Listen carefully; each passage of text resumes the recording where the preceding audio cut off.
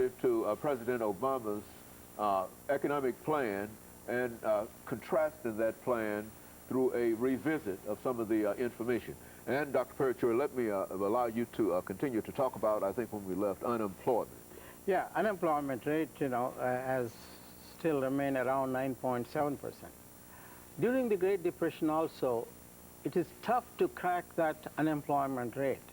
Even during President Roosevelt's aggressive economic policies, which he used, it has improved the economy, but the unemployment rate has not declined as fast as the growth in the GDP, or gross domestic product. Now, it was over 20%.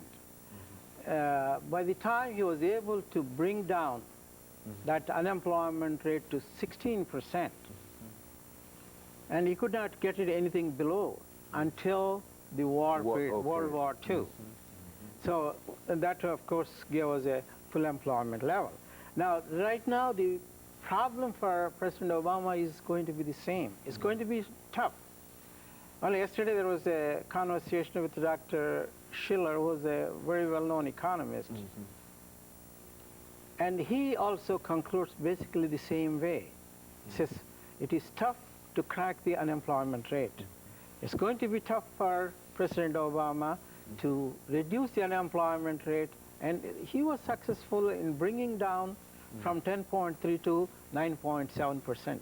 But don't be surprised if the unemployment rate does not go down too fast as the growth rate in the economy.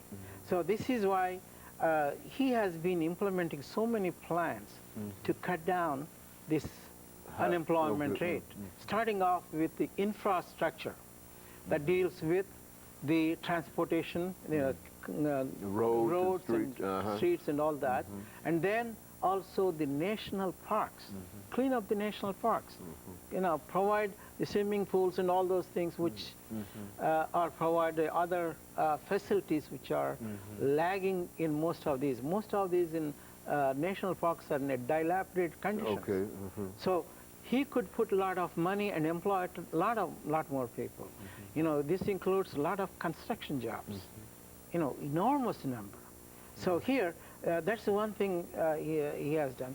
The present plan, by the way, has added nearly 162,000 people into new jobs in March alone, just this last month.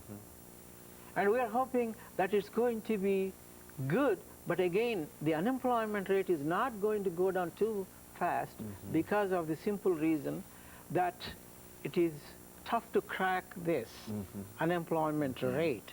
So the business, of course, one of the most important things, that includes small business.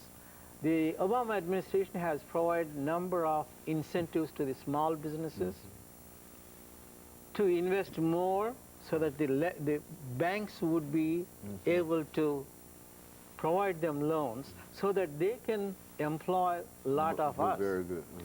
And it's the small businesses which is the heart of our economy.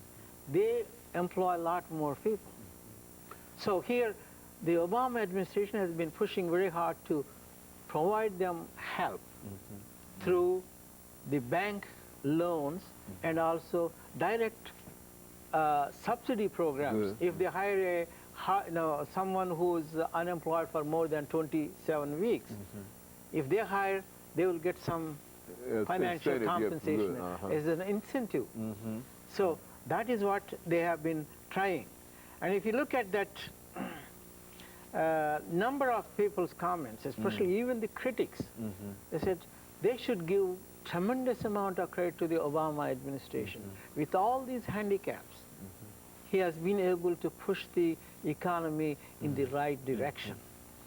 Now, then we talk about these problems. How is he going to get rid of these problems? Don't forget, President Obama has inherited 2 wars with scariest financial situation since the Great Depression. Most scariest financial situation. It was his administration who has helped number of these banks to straighten out their books, make sure they meet the legal reserve requirements, and then make loans. And the Obama administration has been pushing all these banks to make too many loans for the people, so that if people have money in their hands, they would come around and spend. One of the major thrust is to see to it that the people with more money in their hands and they turn around and spend, that is going to create more jobs to others and so on and so forth. We call this a multiplier effect. Okay, so if the government spends $1, it is going to multiply so many times and create that income